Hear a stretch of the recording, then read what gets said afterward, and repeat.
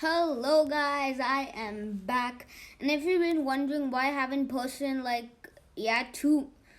two or 3 months, well the answer is I've been kind of thinking about improving the channel. Like now you can see what we're actually gonna read. It's like you can see the screen. There's gonna be sound effects. There's gonna be effects. It's just like great in my opinion.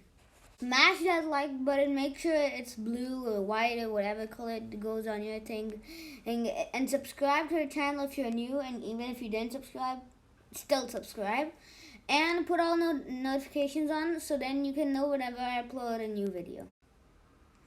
So like a few days ago, no, not a few days ago, like 14 days ago, 2 weeks ago, I was thinking of making a new video, and in that I was thinking about making a 20 subscriber goal.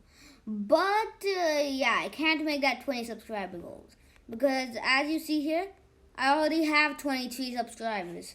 So now my goal will be for 30 subscribers. Plus, you guys are great. I mean, 46 views in 28 days. I mean, I know you may be thinking that it's lame or anything, but for me, it honestly means kind of the world. Plus, I mean, 15 views in the last 2 days. I mean, that for me, honestly, that's really good. Plus, my top video is like a video that I uploaded a few months ago. So I don't even understand how the new ones aren't bangers. But yeah, so I guess I'm just gonna go back to the old system, but with the special effects and all that. Anyways, guys, so back to the book. Diary of a Wimpy Kid, The Meltdown by Jeff Kinney. Diary of a Wimpy Kid series, blah blah blah, boring stuff. Diary of a Wimpy Kid, The Meltdown, more boring stuff, more boring stuff, more boring stuff. To Deb, more boring stuff, an empty page. Okay, January, Monday. Everybody in my neighborhood is outside today, enjoying the warm weather and sunshine. Well, everyone except me. It's kind of hard to enjoy a heat wave when it's the middle of winter. And people are just calling this wacky weather, but it doesn't feel right. Maybe I'm old-fashioned, but I think it should be cold in the winter and hot in the summer. I've heard the whole planet is warming up, and that human beings are the reason. But don't blame me, because I just got here. If the world is getting hotter, I just hope it doesn't happen too fast. Because if things keep up at this rate, I'll be riding a camel to high school.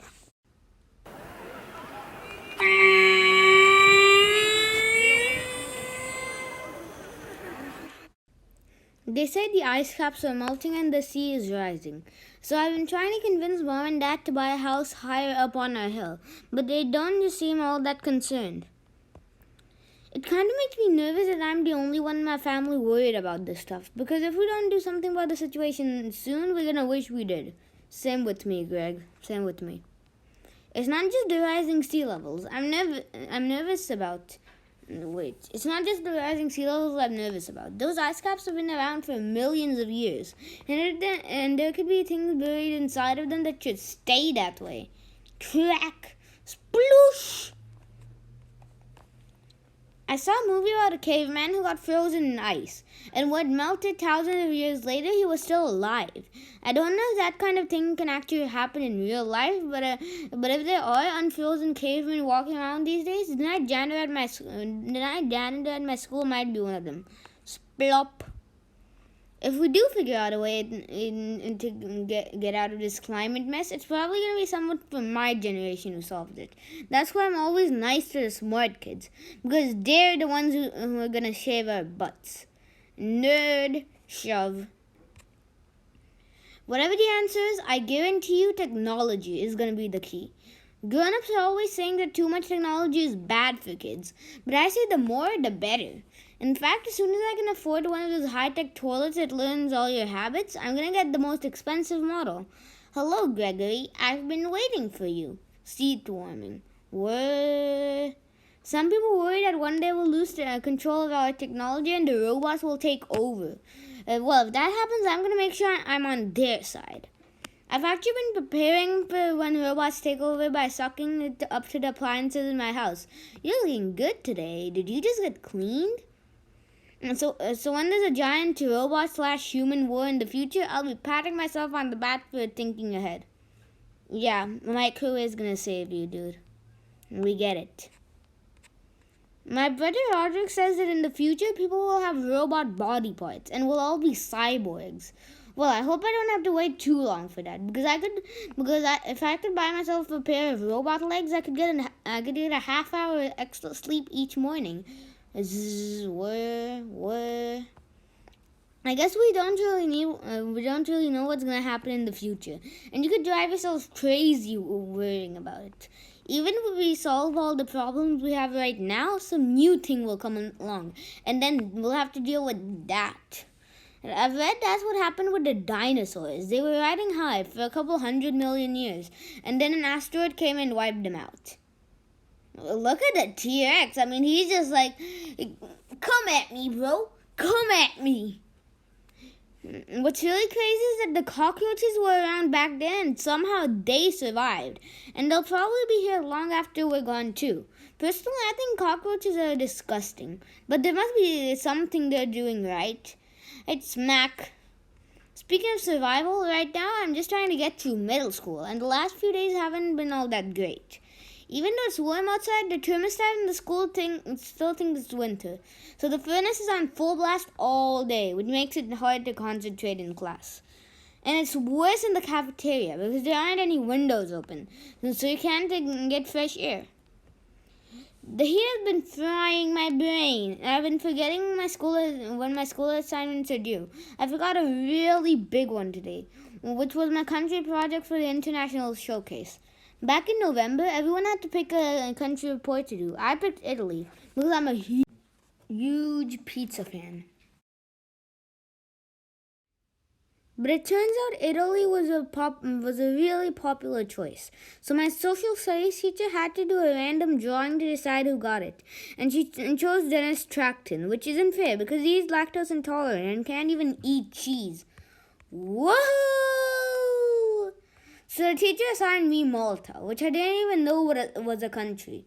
Actually, for me neither. I didn't know Malta was a country until because actually before I didn't even know Malta was a country. But when I learned it, I realized where Maltese dogs are from, which is like a dog I want. So Anyway, that was 2 months back, and I didn't give my country project a second thought until today. And the only reason I remembered was because when I got to school, everybody was wearing weird clothes. I probably should have realized it was International Showcase Day when my friend Raleigh came by to get me for school wearing a crazy getup.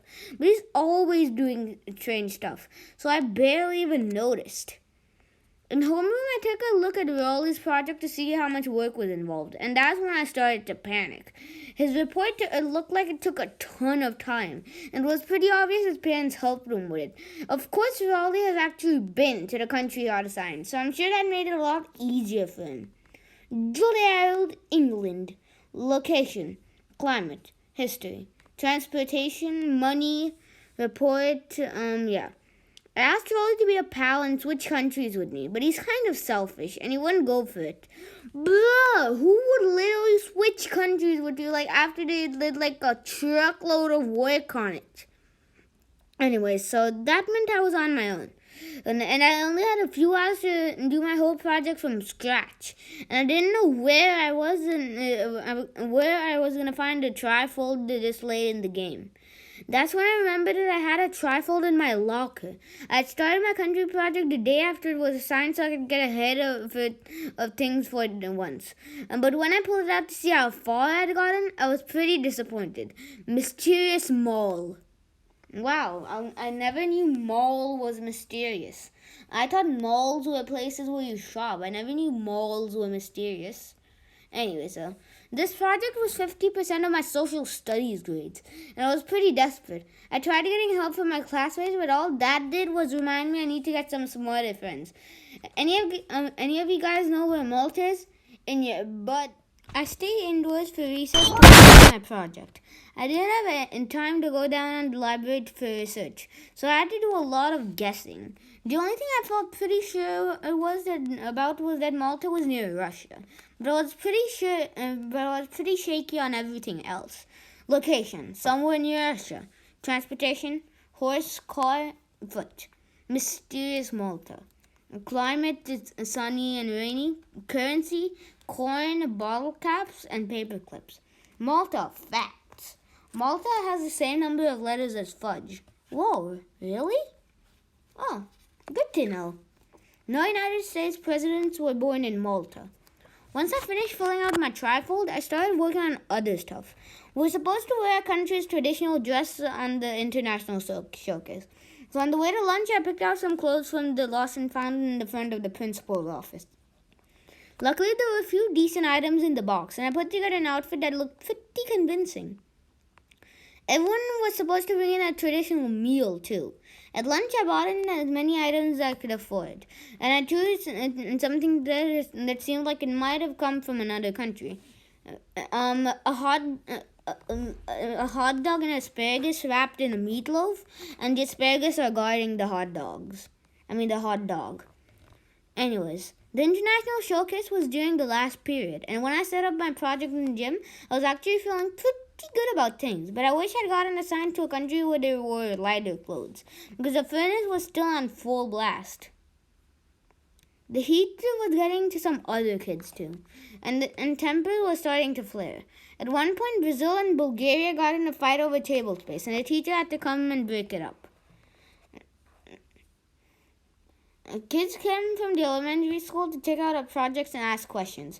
But all I had to do to get them to move along was to pretend I only spoke Maltese. How many people live in your country? Kid? Actually, Greg, that's Spanish. I learned Spanish in my middle school. So anyways, guys, this will be the end of the video. I really hope you liked it. Absolutely smash that like and also obliterate the subscribe button. And yeah, sorry I haven't uploaded in like the last few months, and yeah.